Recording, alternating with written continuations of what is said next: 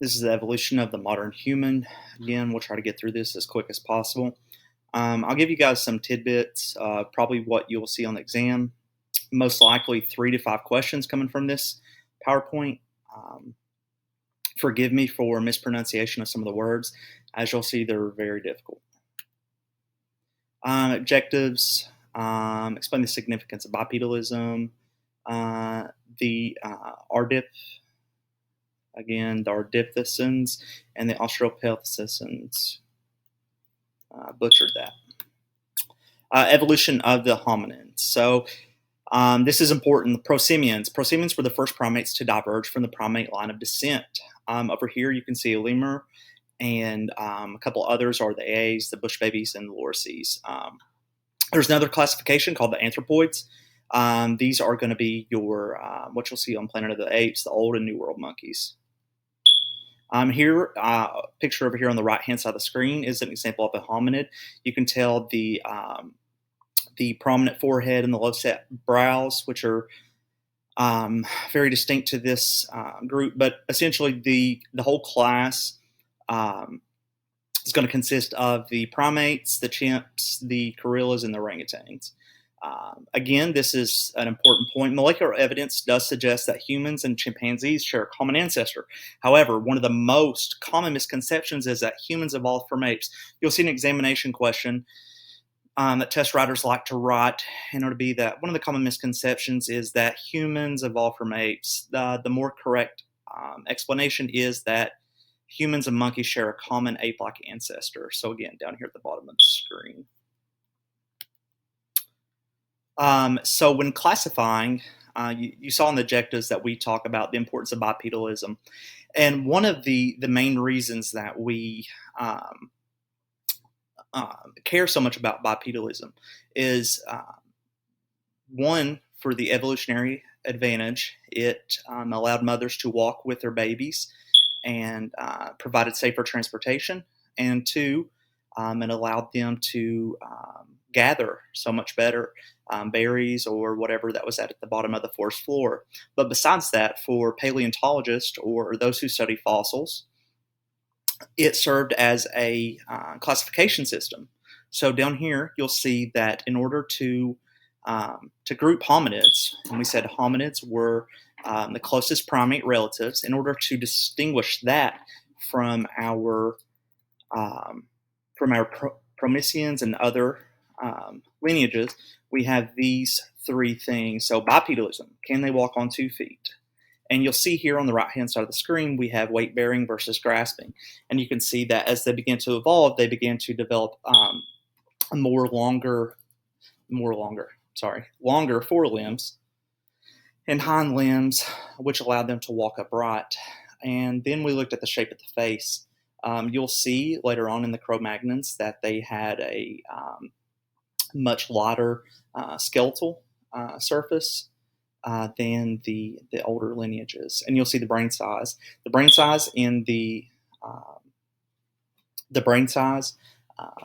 for the modern human is going to be much larger than those of the chimpanzees. I think the chimpanzees was around 350 cubic centimeters, whereas the adults, the modern man, or the Cro-Magnons, which were the first considered to be Homo sapiens, that's an important point. Those were around 1350. So you can see quite a distinction between the brain size. And here we have a comparison. You'll see that there's a flatter face, more pronounced chin than apes. Because that jaw is shorter, they're going to have smaller teeth, and the smaller teeth are going to prove to be more beneficial for eating. So they're going to be omnivores instead of strict carnivores. And then we talked about the brain size here. Chimpanzees have a smaller brain size of around 400 cubic centimeters, whereas the modern human has about 1360. And that's important. As the larger the brain size, they're going to have more opportunity for executive function, or what makes us humans today, the ability to think, the ability to problem solve, which was not previously seen. Now, the Ardipithecines, these represent a link between our quadruped or quadruped ancestor in the bipedal hominins. So, what's important on this slide is that the found skeletal remains of around 250 or over 100 Ardipthecin ramidus. That word's important, Ardipthecins ramidus. And that's just a genus of these hominins. And they were able to reconstruct a female, which they affectionately or just nicknamed Ardi. So Ardi, A-R-D-I. And it's through the study of Ardi that we learn quite a bit.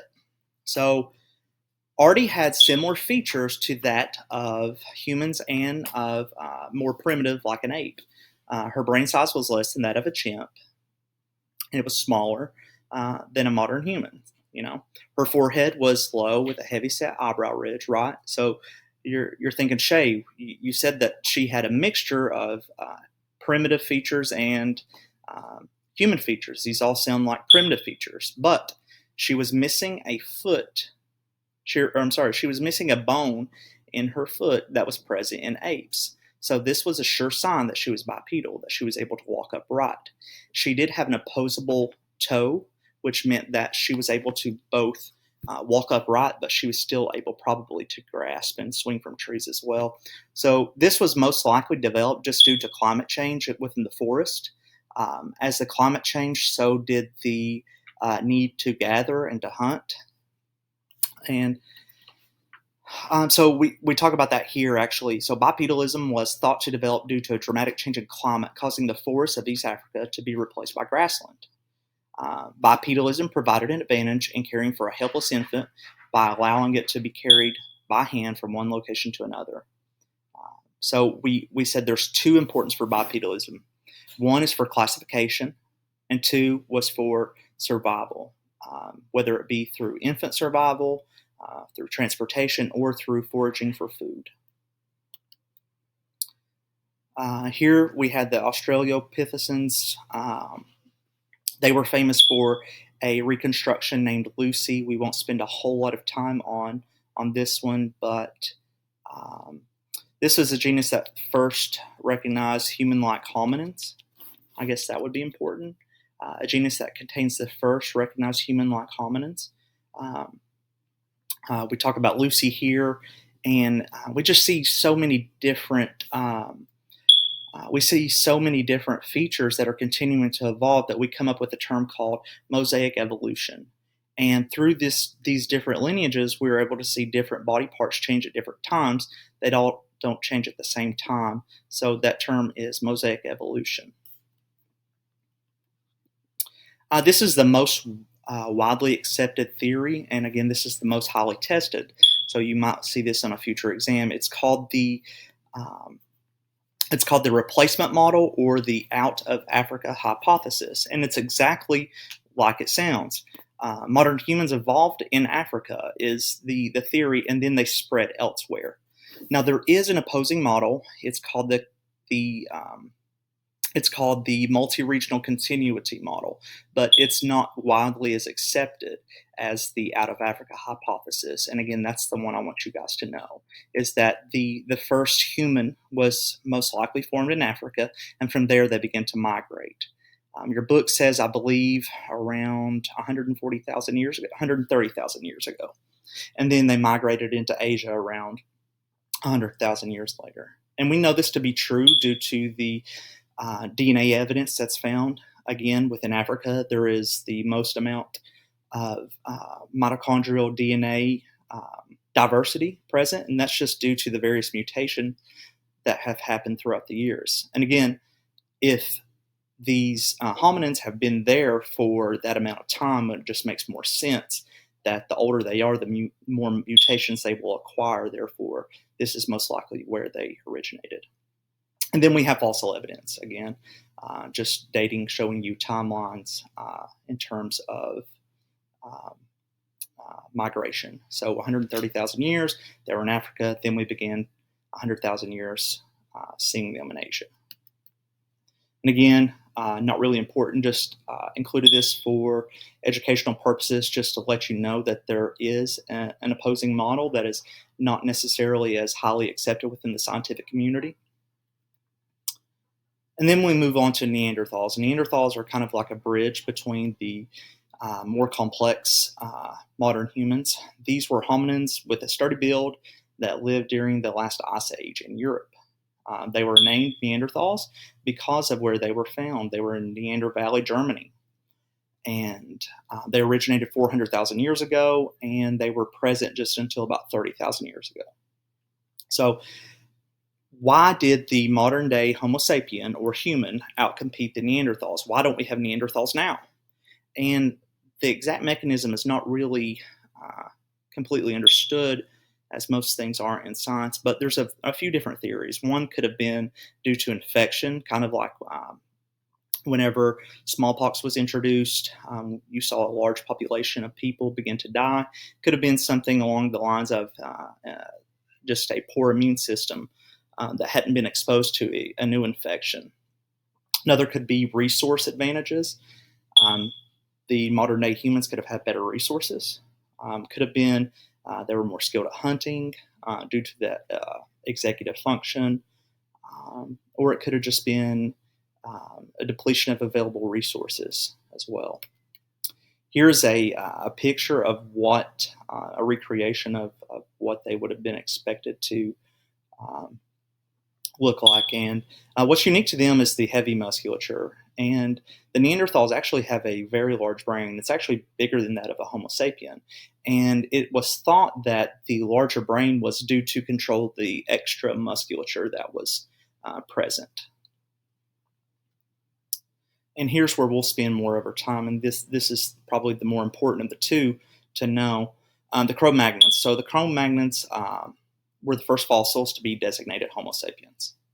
I'm going to repeat that again. The Cro-Magnons were the first fossils to be designated Homo sapiens, and that's important. They were originally found in France, again, which kind of lines up with the out of Africa hypothesis.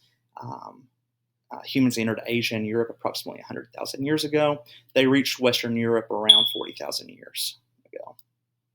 And here is, they look a little bit more like the modern human, as they have lighter bones, they have the flat forehead, and the dome-shaped skull. And again, we see that their brains were a little bit smaller than that of the Neanderthals. What's more important is the advancement that the Cro-Magnons were able to possess, and that was really exhibited just through the culture that they displayed, whether it be through the making of tools. One notable is the spear. They are actually hypothesized to be responsible for the extinction of a large amount of mammals, that of the sloth, the saber-toothed tiger, the mammoth, and the giant ox. Another thing is that they began to be interested in art culture, and they sculpted figurines out of reindeer bones and antlers. And they also painted beautiful drawings. So really the Cro-Magnons were the first modern humans that are first to be designated Homo sapiens. They were very skilled with tools. They were excellent hunters. They were interested in art culture. And that's all I have for you guys. Thank you so much.